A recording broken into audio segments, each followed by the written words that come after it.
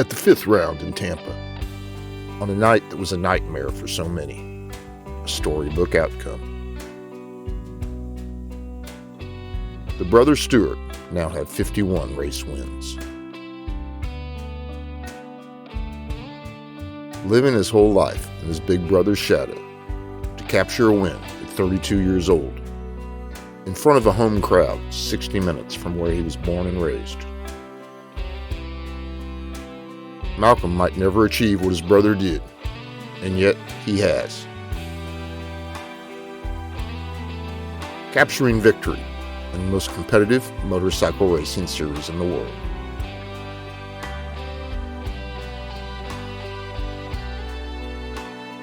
Meanwhile, the early season frontrunners were falling to the wayside, one after another, with only a single exception.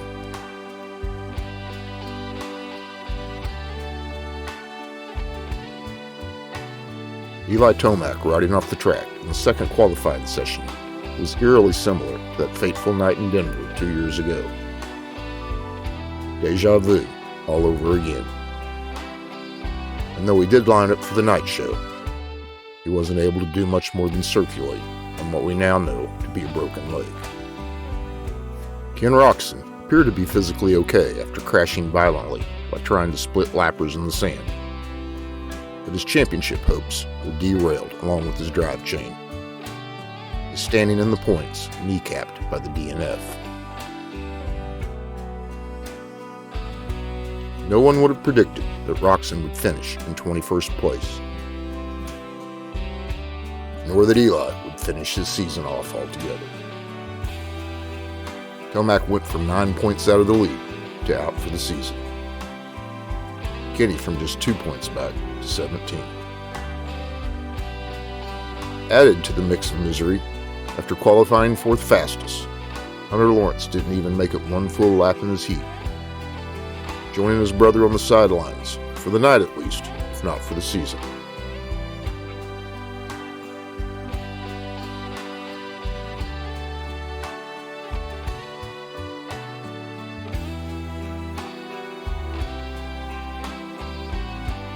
And Chase Sexton, in a perfect position to capitalize on his own good start and the pitfalls of others. Instead, Sextoned. Again.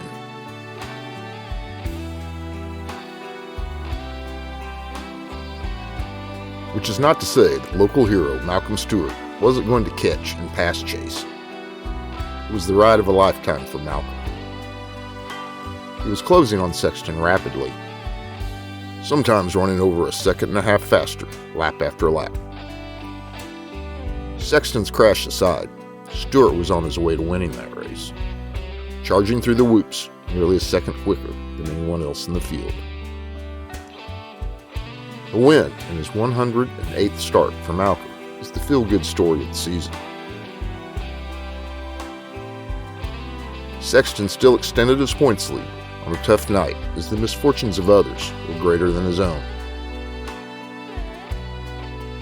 But while he widened his points lead over the field, he also lost ground to the one guy we can count on to be there every weekend, like a bulldog chewing on a bone. Still, without an overall win, Cooper Webb could be said to have been the real winner on the night. The only of the 4 front runners still standing sidestepped the carnage, winning his heat, taking second in the main, cutting his own points deficit in half, moving from 4th to 2nd in the standings, and inching ever closer to becoming the 4th rider this season to seize the red plate, and the possibility of a 3rd Supercross title.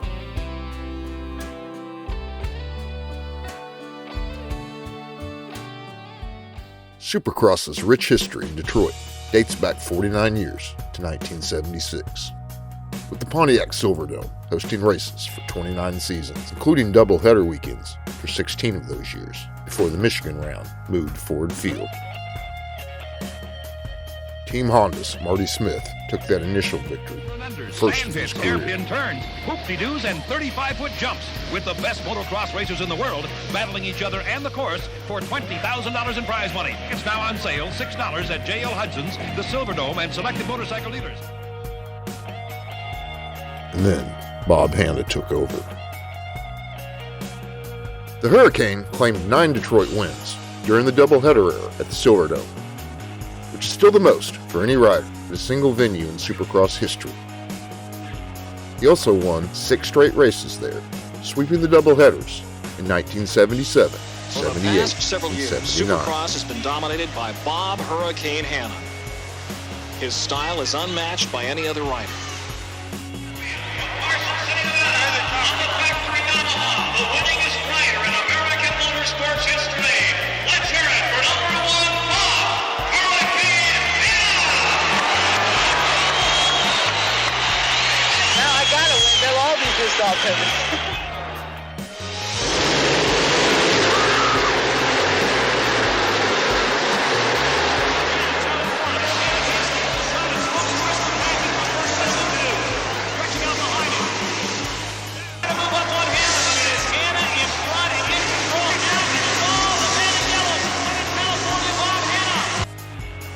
Hanna missed the 1980 season after an infamous water skiing injury, but returned to win the 7th race on a Yamaha the next year.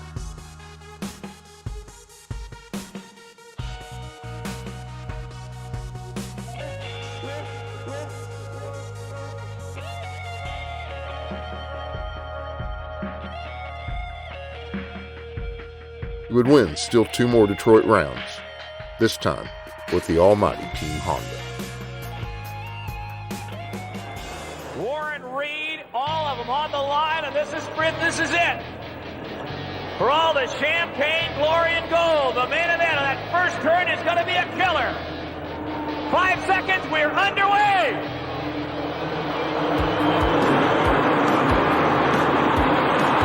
It is Hanna in the hole shot, O'Mara next to him. And Jeff Ward now moving into second. In front of Hanna, oh, Ward goes down.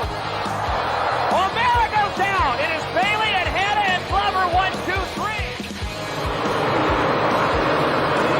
So the stage is set for the main event. And out in front is David Bailey. Oh, Hanna almost goes down. Hanna gambled and it paid off. He's in front. Bob Hanna physically threw the bike over the last set of jump, held onto the handlebars and saved it. He gambled and won. Is over the jump. Hanna, Bailey, Glover, Bell, Barnett, King. Whoa, mama, what a race. Bob Hurricane Hanna in front. Bailey in second spot. Glover in third, but Barnett, who's about as safe as a piranha, in fourth. And he will move up on Glover like Pac-Man. Watch him. Watch that fourth place rider. That is Barnett in fourth. And look out, Glover. Lachine has gone off the track. Bob Hanna in front, 26 years old, says, I feel like I'm going on 48. I asked him earlier what he predicted for the other riders tonight. He said pain and misery. That's true in the main event, because Hanna's in front. The others don't like that. He's cocky and arrogant. He's also one of the best damn riders we've ever produced in Supercross. Hanna threw the dice and gambled in the first lap and went ahead of Bailey. A normal man would have cranked and ended up in the pit. And Bailey has taken over the lead. Bailey has gone in front of Hanna. It is Bailey, Hanna, Glover, Barnett.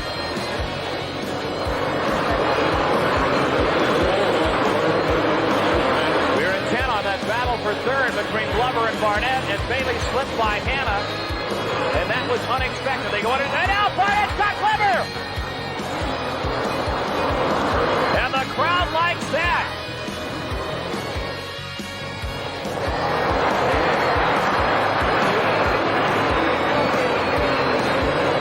Jeff Clark frantically signaling Barnett to stay on the gas. Here's Hanna trying to take it back from Bailey. Bell has passed Glover. Bell has taken Glover out on the inside, forced him to the hay bale. So it's a whole new scenario. Bailey, Hanna, Barnett, Bell, and Glover. Hanna is coming alive and moving up right behind Bailey. Over the jump. We are in lap number 10, the halfway mark.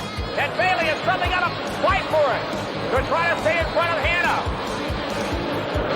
Hanna, one of the most intelligent riders there is as far as street smart. He's a very savvy rider, knows how to read a track and read the other riders. And more importantly, knows how to psych them out. Bailey and Hanna, 1 and 2.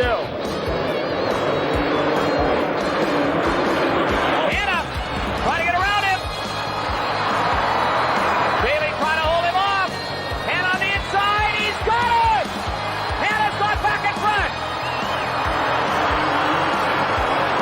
Bob Hurricane Hanna back in front here at Pontiac. And Bailey is not letting it get away with it. He's trying to take it right back from Bob. So Bailey and Hanna are going at it in front, but Hanna has gone back in the driver's seat in front. Whoa!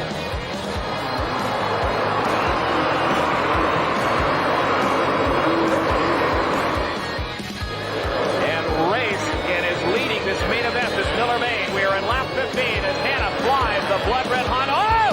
Hanna almost goes down! He shakes his head. The front wheel landed on the next to last jump. It threw the back wheel in the air. Hanna slammed his groin into the tank.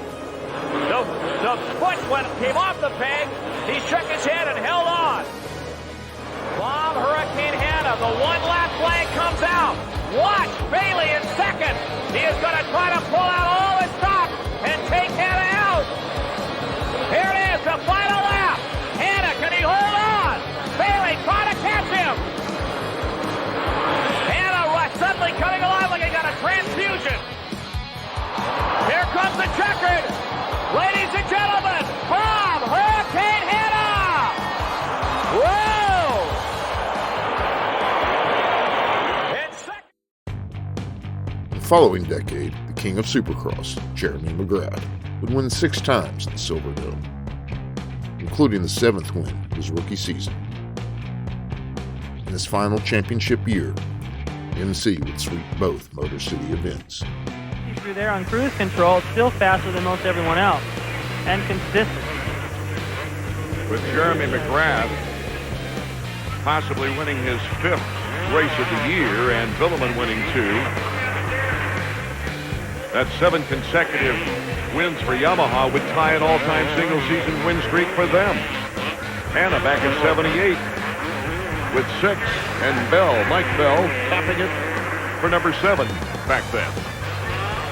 And if you count Las Vegas last year, it's actually 8, still within earshot of the podium.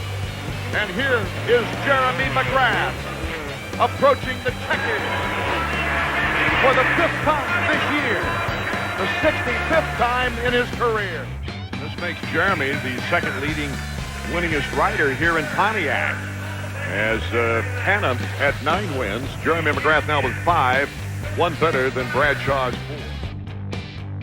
By the end of the following season, Ricky Carmichael had supplanted McGrath from the top of the mountain, and RC came into the 2002 Detroit round, riding a 5-race winning streak. But nothing would go by the script in Motown in one of the most chaotic nights in Supercross history. Ricky Carmichael making 7 in a row. We're off and running.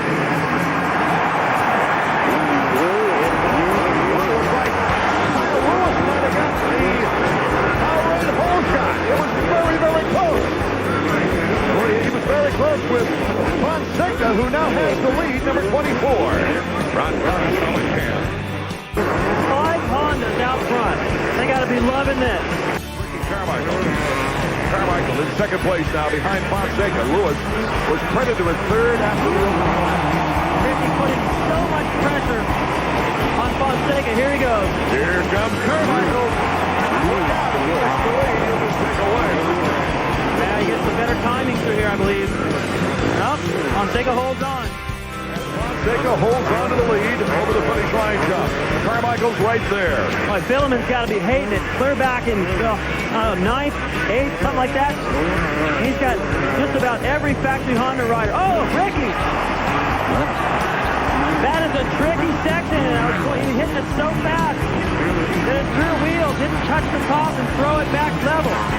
Oh, Philbin went by, gave a quick look, and then poured it on. There's Chad Watts. Lusk now in third on the replay. Watch Ricky when he goes up to looped out double. The rear wheel doesn't touch the top. Loops him out. And if that kid wasn't as solid as a rock with one of the most impressive training programs in the sport, I don't think he could walk away from that and get back in this battle as aggressive as he has. He's in 19th, moving to 18th right now. Bam, a head plant. Knocks the visor off, so he's going to look like a snail the rest of this race. This kid's tough, though. Anything can happen in Supercross, no matter how dominating a rider can be, and that was just proved when Ricky Carmichael hit the deck. Here comes Lusk. Shows him a wheel. Looks like 5 seconds. Very left. Goes for the triple. Lusk comes into the Pontiac. Pontiac comes right back and forth we go with Pontiac. Oh my goodness. What a ride. The Cherry holding on close at third. Let's go to Davey Combs. Davey, can you hear us? To believe this, but the fastest rider on the track right now is number 4. I just watched Chad Watts' pit board. Carmichael's worked his way up to about 8th spot, is riding a second and a half faster than Fonseca and Lusk right now. Don't count Carmichael out of this race. There's plenty of time left. Ricky is actually catching everybody out front. Lusk! Lusk, number 11 in the Kawasaki. Here comes Ferry, number 16, and the 4-stroke Yamaha. He moves into second. Doesn't quite have the edge for the block pass on Lusk. What great racing from Pontiac.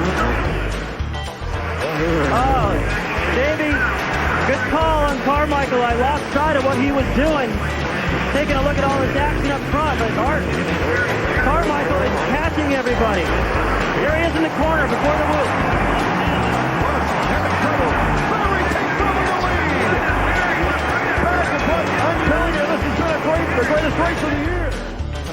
As for Lusk, number 11, left side of your screen. Just lost it in the whoops. Focus. I think his focus was gone. He thought he had this thing in the bag, and everything changed. Ferry was getting away from him, and he blew it. So Ricky Carmichael now. Focus that. Oh! Behind the stopwatch. The difference, this lap and the last lap. Carmichael is taking every chance he can take. He's tripling everywhere where nobody else can in the rush. His visor is in his face. And he's still... We're back in Pontiac. Our leader is Ferry. Ramsey's in second. But look at this battle for third with McGrath, number 2, and number 4, Ricky Carmichael. Time is running out for Carmichael. And look at that! Ricky Carmichael taking it to the 10th by the bar. They look at each other. Carmichael moves on McGrath into third. And Ferry went down. That's the leader. Carmichael can win the race. He's got to get around his teammate Ramsey. 3 laps to go. And Ferry goes down. Ferry was riding beautiful. He's actually starting to pull away, turning 57 while everyone else is on 58. Now Ramsey has a chance to win his first 250 main. Nathan Ramsey inherits that lead. Pontiac is led. Lusk is led. Ferry is led. Ramsey now becomes our 4th leader. Jeremy has just gotten...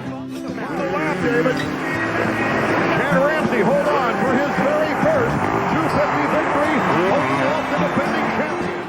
Teammates. Now, he's on the verge of winning his very first 250 race. Nathan Ramsey! The first-time winner this season. In fact, he's the first-time 250 winner since Ricky Carmichael back at Daytona 3 seasons ago. What a great race! A first-time winner. We'll be back. And then McGrath's successor is Carmichael's arch rival, Chad Reed, would win the next 3 Silverdome races in a row, the last to be held before Supercross skipped to Ford Field in 2006. Unbelievable. Chad got totally sandwiched and came out in the lead. Carmichael's buried. White flag. The white flag is out. This is the main event in the 250. Chad Reed continues to lead. Ricky Carmichael runs in second. Well, I think Dave Dye's pit board says it all. It says, wow, for the winner of the 250 main. And it's an amazing way to finish. Almost on cue. The over 50,000 fans in attendance here at the Silverdome get on their feet. Cameron, we have had some great history here at the Silverdome. Guys like Bob Hanna, David Bailey have put on a great show. Chad Reed has won the last 2 years. Can he make it 3? As the 30-second board goes sideways, it's the 250 main from Pontiac. Wyndham with a great jump out of the center. Checkered flag is out. It's the Thunder from down under, dominating Pontiac for the 3rd year in a row. Chad Reed picks up the victory. Ricky Carmichael will go to 2nd, and Kevin Wyndham will grab 3rd in one of the best races we've seen all year long. James Stewart put on a dominant display after he dumped the bike in a corner, dropped back to 9th. Stewart will finish in 4th place. Amazingly, some 14 years after that final Silverdome race, Chad Reed would again stand on the box in 3rd in 2019. His last and record 132nd podium of his storied career. It was indeed. It was a couple of years ago. We were just talking about that, hence the enormous smile on Chad's face. Congratulations here, rounding out the podium. I just asked you, you don't really like this Triple Crown event too much, and you said no, but I'll take it. What is it that works so well for you, given that you don't like it? Honestly, just starts and finally riding to your ability. You know, it's been a long time. You know, for the guy who's stood up here more than anybody in the history of sport, you know, I take it on personally as just feeling less about myself for not getting up here and, you know, right around the top 10, outside of top 10. So it feels so rad to be up here. I'm really, really proud and honored to race this JGR Suzuki. It's been a lot of fun, and man, I just want to thank everybody that's just had my back. With Carmichael retired, James Stewart became Reed's primary adversary, and he would also win 3 times in the Motor City in 2006, 07, and the 48th of his career in 2014, tying RC for 2nd all-time. Side Nick Way, the local favorite, grabs the whole shot. This place is just blown up. And James Stewart comes blasting around the outside to take the lead. This big, powerful Kawasaki is taking its rider, James Stewart, to 2 wins back-to-back. And we're on next to Reliant Stadium in Houston, Texas, just next week. And what could we have in store as this champion makes another sweep here? 5 wins for James Stewart. And Ricky Carmichael just beats Chad Reed back to the line.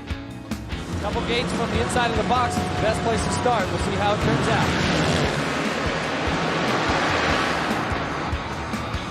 Well, it got real tight, but everybody got through cleanly, and James Stewart gets the whole shot, only his 2nd whole shot of the season. James Stewart licking off the lap, the final lap, looking to win his 5th Mobile Supercross race in a row. Jeremy Albrecht congratulates his rider as he wins another one here at Ford Field in Detroit. James Stewart with his 5th consecutive win in the 2007 season. Ready to drop the gate in the Motor City.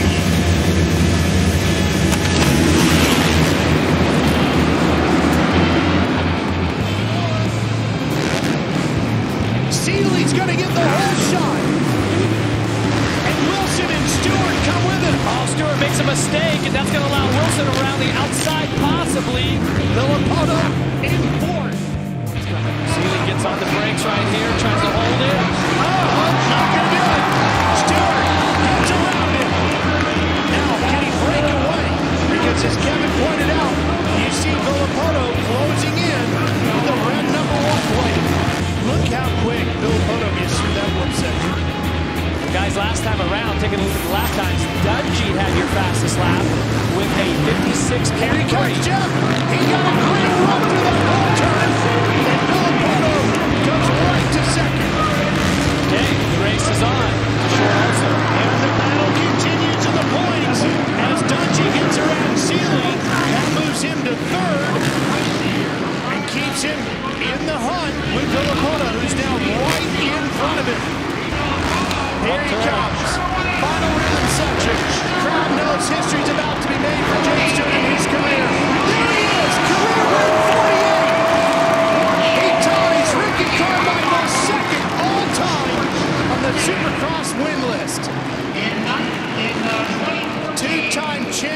continues to pad his Hall of Fame stats. The following year, Tomac took the first of 4 victories in Detroit, winning there in 2015, 17, 19, and 2022. Within that 7-year span, the years he didn't win, there was no Detroit race to win.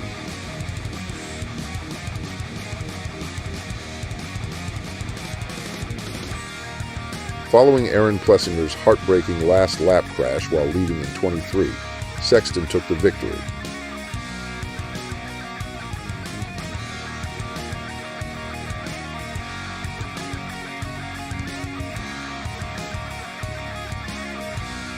And last year, Jet Lawrence took the win to become 2024's first repeat winner.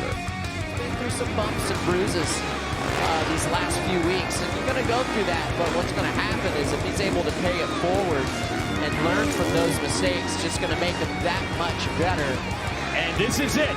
Jet Lawrence, couple races off the podium, but back on top, the rookie. Supercross moved east into a new beginning of sorts, with the defending champion and oft-forecast favorite for the first consecutive title since 2017 no longer in contention.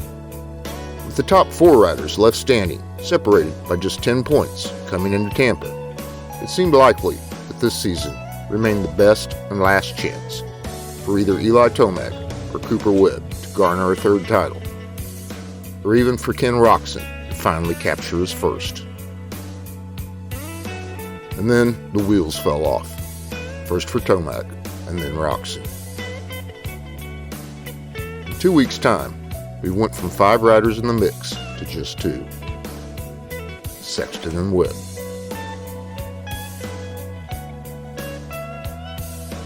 Tomac's sprained ankle turned out to be much worse. And we'll have to hope, with 53 race wins, millions in the bank, a sprawling ranch, and a beautiful family, Eli doesn't choose what most might do, to ride off into the sunset. There are still 12 rounds to go, making it far too early to count Kenny out. Roczen could still claw his way back into the fight. Sexton could do more Sexton things, and history says he likely will.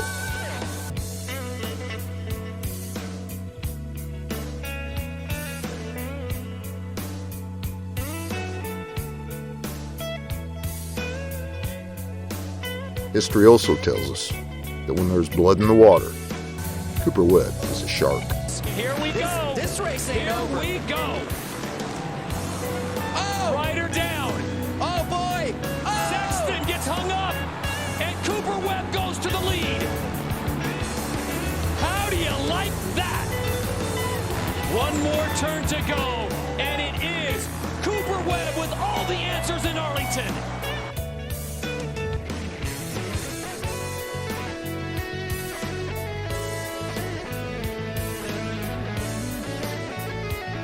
All right, and Coop, we haven't seen the finger gun in a couple years. Yeah, man, it felt good. Chase is good in him, so yeah, it was a cool deal, and you know, it was one of those things to maybe make him get out of whack and lose focus, and seems like it maybe worked. And hey, if you like this video, please like this video. Maybe we'll tap the subscribe button. Leave a comment if you know how to type. Meanwhile, thanks for watching this. Man, I'm so proud of this kid. Oh my gosh. Unbelievable. Think about how many times he watched you win, right? Yeah. We're in the history books now. Welcome to the club, bro. Welcome to the club. Congratulations.